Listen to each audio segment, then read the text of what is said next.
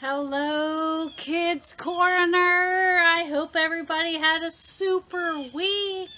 Oh, I had a great week. So just want to thank you guys for coming and listening to Kids Corner again this week. Again, we're still in Judges. We're still in the Old Testament. Remember last week we talked about Deborah and different ones of the judges. I don't know if you can hear my turkeys, but my turkeys are calling up there. But anyway, on a side note, we are talking still in Judges, and today we are going to talk about Gideon. Gideon was another judge, and we're going to read about his story. So remember the Israelites before in the stories? They did good, they repented, they cried out to the Lord, and God rescued them over and over again. But they continued to fall back into the cycle of doing evil in the eyes of the Lord. So again, remember Deborah saved them, and they praised the Lord, and they had good for 40 years. They followed the Lord and were obedient and did what he needed him to do. So now this is Gideon. So again, we're in Judges chapter 6. Again, the Israelites did evil in the eyes of the Lord.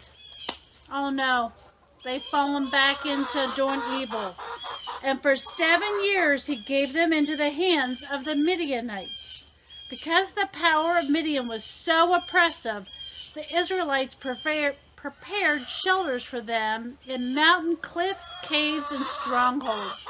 So they put shelters and caves and stuff so they could hide from the Midianites. Whenever the Israelites planted crops, the Midianites and Amalekites and other eastern people invaded their country. So the Israelites would plant crops and they camped on the land and ruined the crops all the way to Gaza and didn't spare a living thing for Israel. So these people, they were making the Israelites starve because they couldn't even harvest or plant any of their crops. And then they didn't spare any sheep, nor cattle, nor donkey. They came up with their livestock in their tents like swarms of locusts. It was impossible to count the men and their camels. They invaded the land to ravage it. Midian so impoverished the Israelites that they cried out to the Lord for help. So in here, impoverished means they were starving. They were poor. They didn't have anything. They didn't have crops. They didn't have animals. They didn't have anything. The Midianites just came and destroyed everything for them. So again, now they're so desperate. And now they cry out to the Lord God for help again. And again, we learn that God is merciful.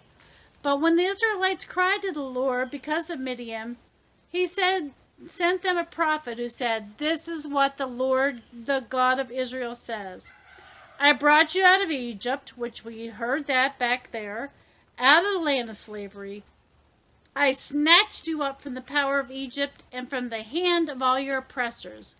I drove them before you and gave you their land." So he's telling them, I drove you out of Israel or Egypt and I gave you the promised land. Do you not remember that?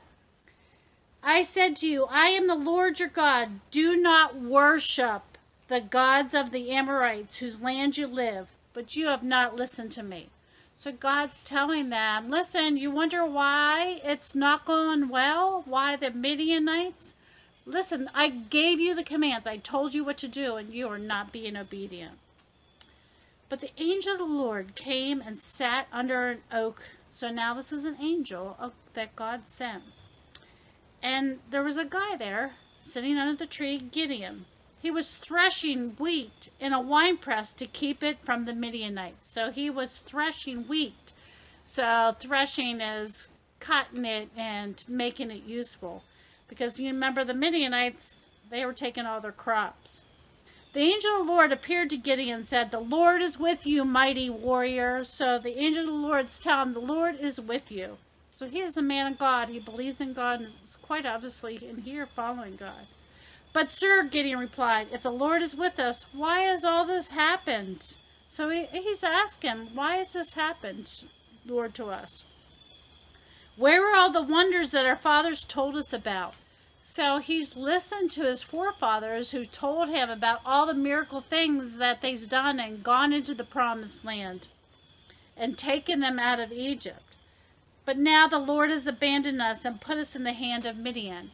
So he thinks that the Lord has just abandoned him and not looking out for them.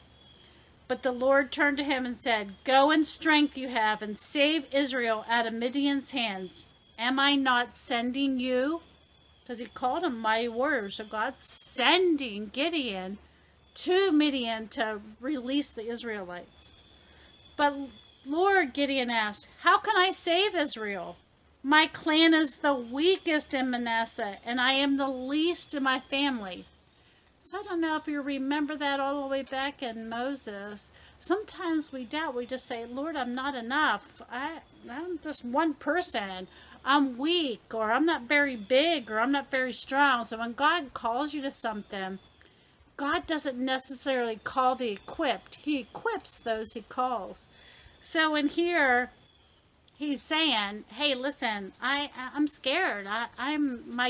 My family's not real big. I am the weakest, and I am the smallest in my family." But the Lord answered, "I will be with you, and you will strike down all the Midianites together." So God's promising him that he will do that. Gideon replied, "If now I have found favor in your eyes, give me a sign that it is really you talking to me.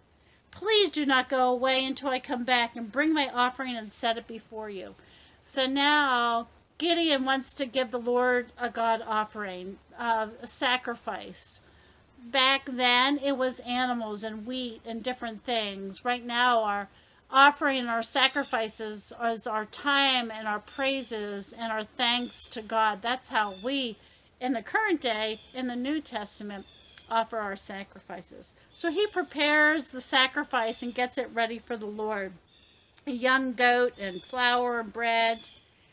And the angel said to him, "Take the meat and the unleavened bread and place it on this rock." So he's telling Gideon where to put it. And Gideon did so. And with the tip of the staff that was in his hand, the angel of the Lord touched the meat and the unleavened bread, and fire flashed from the rock. So fire just flashing from the rock. There was this young goat and bread and stuff there. It's all consumed. And consumed the meat and the bread. So this fire was so intense that all of a sudden it just took everything away. When Gideon realized that it was the angel of the Lord, he exclaimed, "Oh, sovereign Lord, I have seen the angel of the Lord face to face." In the Old Testament, if they saw God face to face, it was surely that they thought they were going to die. But God said to Gideon, "Peace, do not be afraid, you are not going to die." So Gideon built an altar to the Lord, and he called it "The Lord is Peace." And to this day it stands. So now Gideon's calling them, "Go, let's fight." Gideon said to God, "If you will save Israel by my hand, as you have promised, look, I will place a wool fleece." Now this isn't really wool, nor is it really a fleece, but we'll just pretend at the time, on the threshing floor.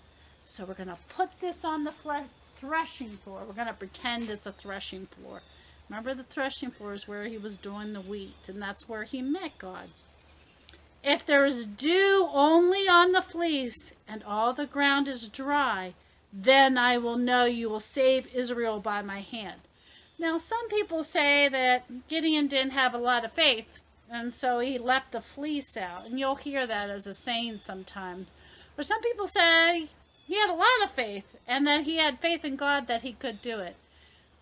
But the most important part is that God knows our heart. He wasn't doubting. He wasn't trying to get out of it. He was just making sure he was being obedient to God and following him. I think God knew his heart was he really wanted to follow God. And so he was just making sure that he was doing it.